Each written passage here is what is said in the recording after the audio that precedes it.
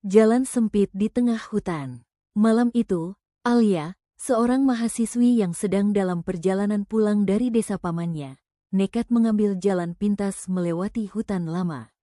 Jalan itu hanya selebar 1 motor, dikelilingi batang-batang pohon tua yang berdiri rapat seperti penjaga bisu.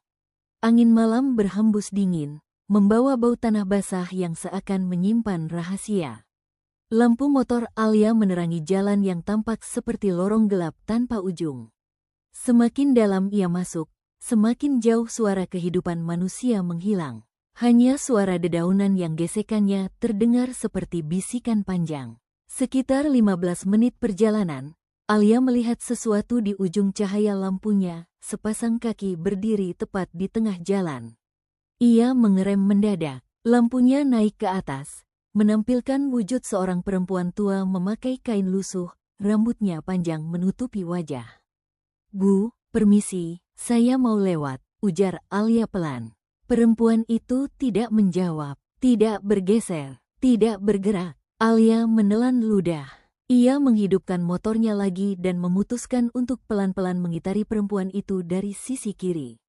Tapi ketika ia melintas, sosok itu hilang. Hilang begitu saja. Lampu motor Alia bergetar karena tangannya gemetar. Namun ia tetap melaju, mencoba meyakinkan dirinya bahwa mungkin itu hanya bayangan. Tapi jalan sempit itu mulai berubah. Pohon-pohon tampak lebih rapat, daunnya seperti tangan yang menjulur.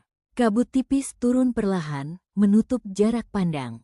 Dan tiba-tiba Alia merasa ada yang mengikuti dari belakang. Langkah-langkah pelan, tetapi jelas. Tep, tep, tep. Alia tidak berani menoleh.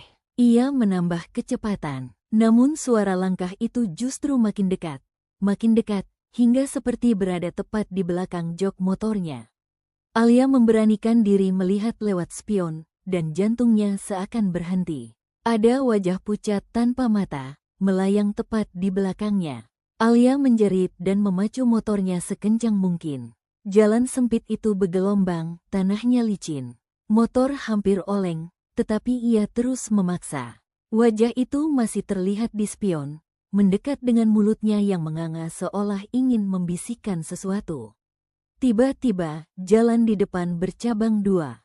Padahal saat berangkat, Alia yakin jalan itu hanya lurus. Tanpa waktu berpikir, ia memilih belokan kanan.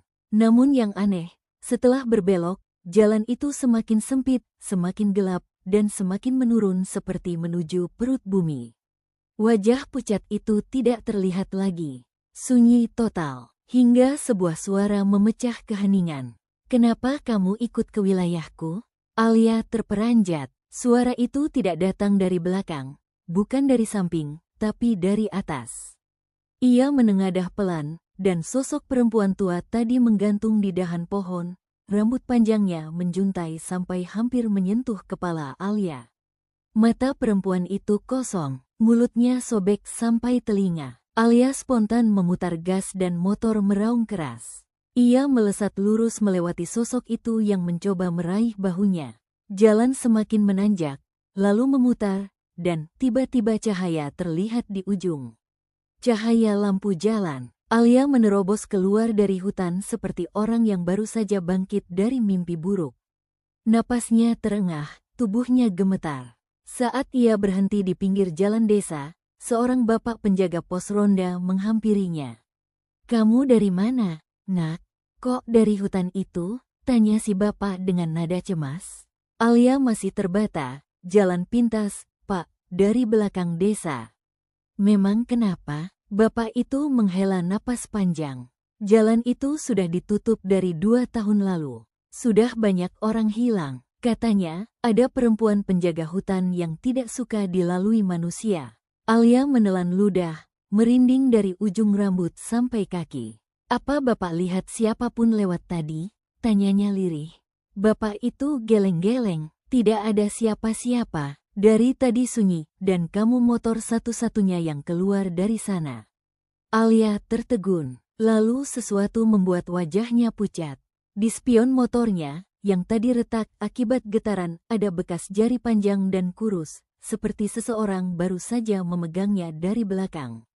dan jejak itu basah, seperti baru ditinggalkan beberapa detik lalu.